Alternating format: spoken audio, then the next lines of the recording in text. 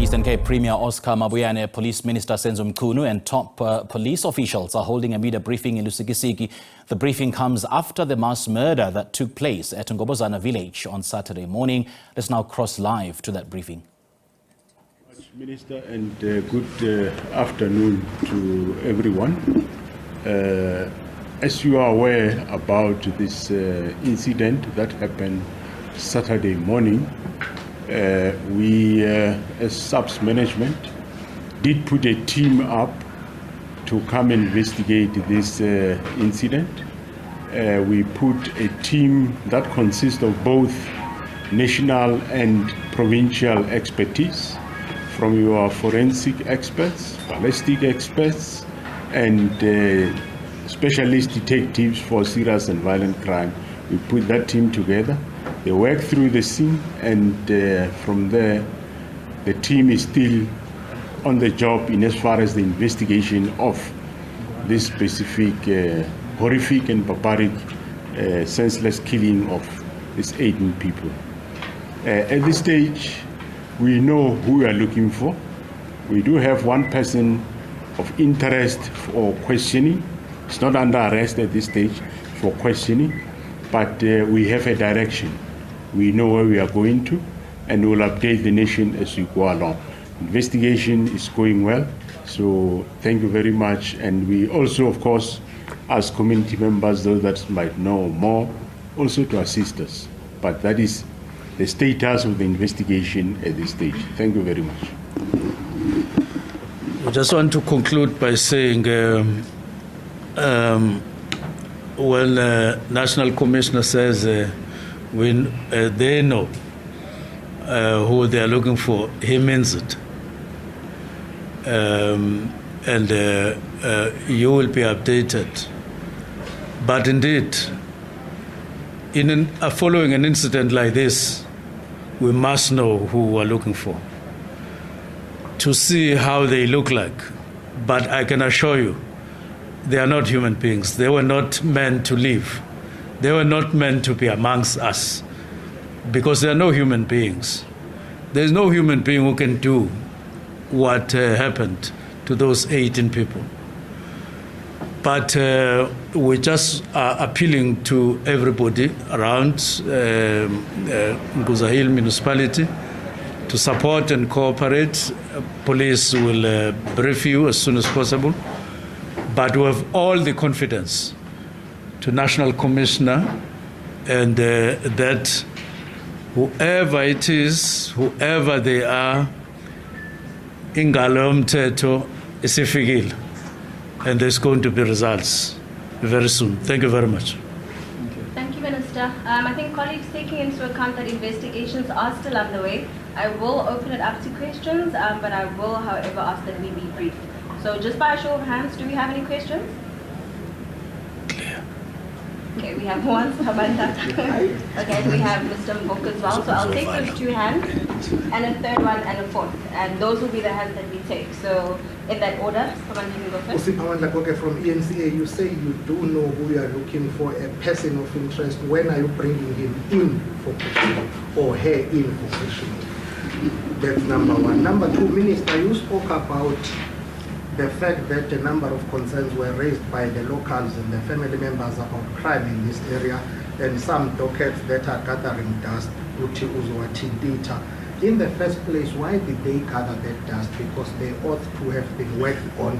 They shouldn't have gathered that dust in the first place. But number three, it would appear to me as an outsider who has been engaging with the locals that there is a lot of mistrust between your police in the area and the community of that village. People say they do bring information to your police officers, but nothing happens. How do you restore that trust between your police here and that community?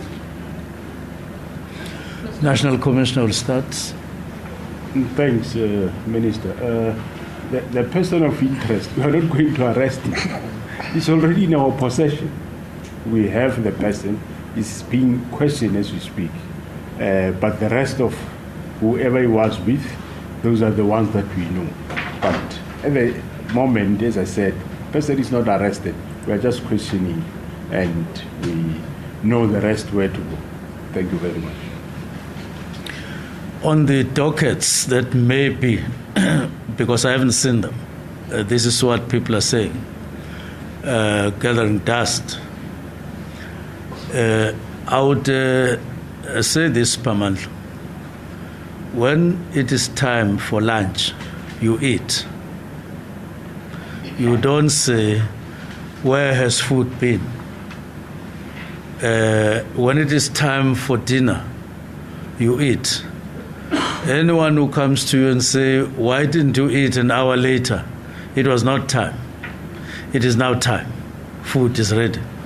It is now time to dust off those dockets. It's now time to get to another gear of policing in South Africa as a whole. It's a different era, and it has come, and we're on to it. Second issue is trust. Trust is something that requires all parties to build, even to rebuild, for that matter. Sometimes trust breaks, even between two people who are married, who were brought together through vows. But over time, something happens to trust. You then rebuild it. Or you decide that, I don't mind, I'll go my way. Here, we have a country to run. That is South Africa. And security is a pillar in ensuring stability and economic growth of the country. And people who have been mandated to do this are SABC, South African Police Services. There's no one else. Now, together with SABC, we're 24 hours on the task. We are going out there to say, first, there may be things here and there that may have caused a perception that SABC are not to be trusted. But we are saying, we are going out there to do the job. Now, look at what we are doing, whether we deserve trust or not. We're not going to go out to cry and say, please trust us, please trust us. We instead are going to do our job the way it has to be done. And then we'll leave you with judgment whether we are to be trusted or not. But I must assure you, and the public out there, that we will do everything to ensure that we promote the rule of law in the country, that we bring order in this country, that we deal with criminals in this country head on when it is necessary. And I see that it is necessary. But I want to warn them, as I did inside, that the criminals, when they see police doing their job, they must surrender, or they will be made to surrender. Thank you. Thank you, Minister. Mr. Mboko? Okay, it's one that dealt with for example, just for accuracy, National Commissioner, when you say the person was brought in for question, as in they were brought in and then released, but they have not been arrested. Correct. We brought the person in for questioning. We haven't arrested the person yet. We are still investigating. Brought in for questioning and then released? No. But the outcome, at the end of the questioning, it will be decided whether he's arrested or he's released. So the questioning continues. The investigation continues, and the questioning continues. I might as well just add a little bit of context. It does not mean that police were just driving around and they met somebody and they brought him or her in for questioning. He was brought in. He is there and being questioned for a reason, a very good reason. Some question, just another one, Commissioner. The crime scene was there yesterday, but then this morning, part of the order to then cordon off. It seemed, you notice in these things, that why after the fact, why was not cordon off right at the beginning and then not allowed? I suppose that speaks to the rationale of cordoning off, but only now. And then to the Premier, just with regard to arrangements, funeral arrangements, whatever possibilities are being contemplated, have the families been engaged? Well, there seems to be a great deal of confusion there. And one family has already said that it wouldn't want to be part of this because, well, they have their own reservations. Yet the MEC yesterday even spoke of, or said that, or suggested that you're even looking for an undertaker or undertakers, or in other things that have gone to that level. But the families seem to know nothing about any arrangements that are being made. If you could just clarify that as well. Thank you, Will. The crime scene was cordoned right from the beginning. It was cordoned off. But of course, during the course of investigation, if there are certain things that have been mentioned which might not be of interest when the scene was done, obviously you go back and look for a specific article. Remember, this thing happened at home. At home, you have got all the articles that belongs home, that anybody will have at home. But if during your investigation something comes to be mentioned which you seems not to have picked it, or you might have thought this belongs to the home, then you cordon and go for specific articles. So it is possible that crime scene can be cordoned off again if you look for something.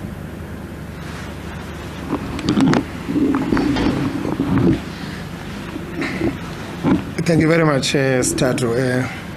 You're correct, because the work has been, or probably it's a work in progress. But today, earlier on, we had a meeting with the families, all of them, here, because we came here to see them.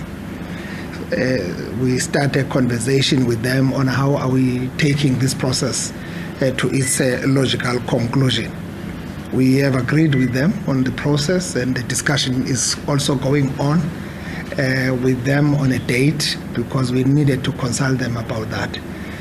We processed everything from government to support. Surely we'll be supporting families who need support.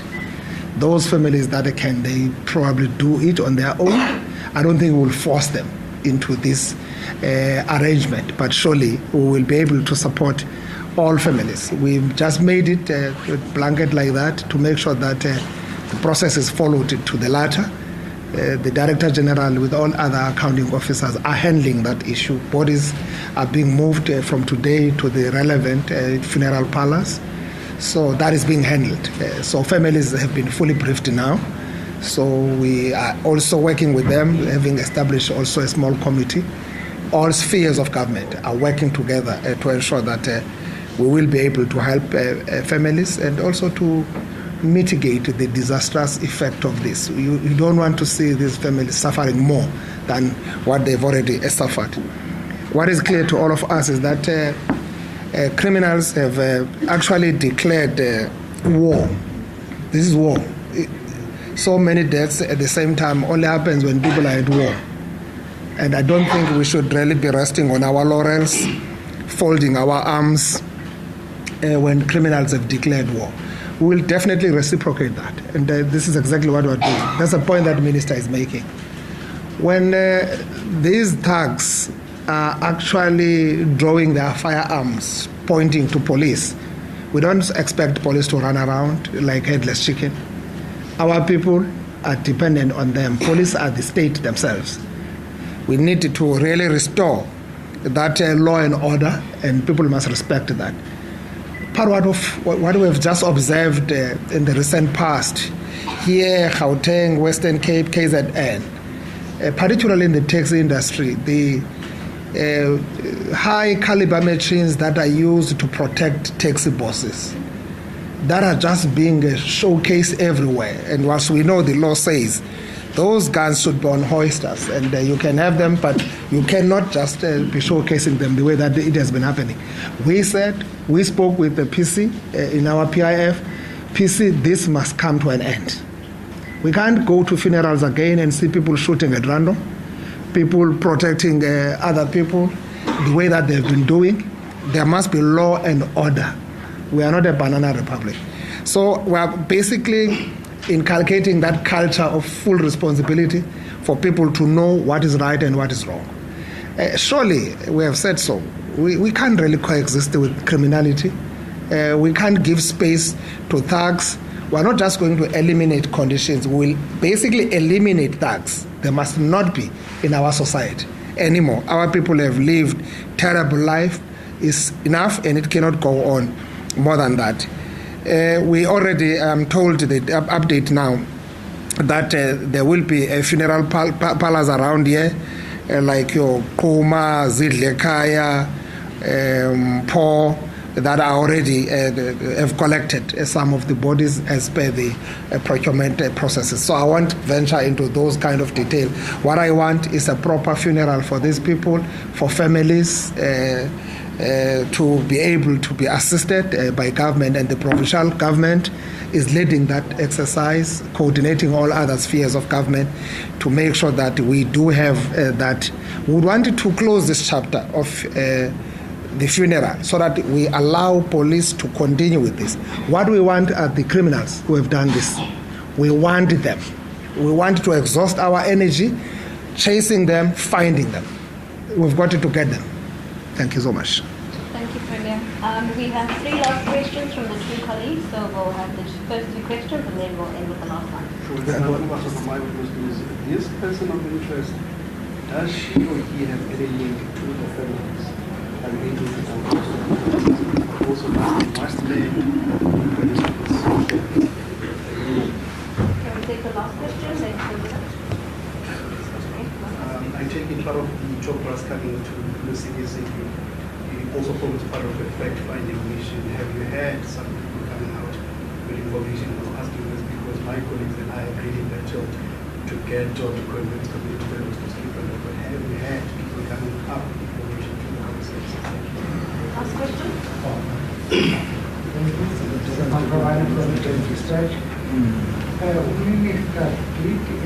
Explain that there are some things that they will be doing with the communities like Mbobozana. But I wanted to check, is there anything maybe that the police will be doing? Because people have complained that the sound of gunfire is a daily occurrence. I wanted to check, are there plans to put boots on the ground, more specifically in Mbobozana, so that these people can help actually for now, even if it's just a temporary measure.